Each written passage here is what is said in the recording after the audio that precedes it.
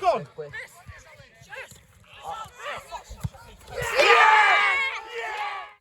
Dyn y moment ar y trai 2 gol heddiw.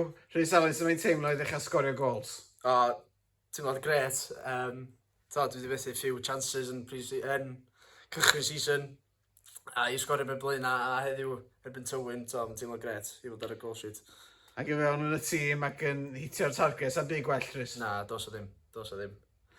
A beth sy'n bwysig bod ni drwad i'r rhwng nesaf, Yn sicr. Sut ti'n teimlo mae'r tymor di mynd? Wrth gwrs yn y dechrau yn bach yn anodd, ond gyntaf ti wedi ffeindio dy draed, mae'r gols yn dod. Yndi.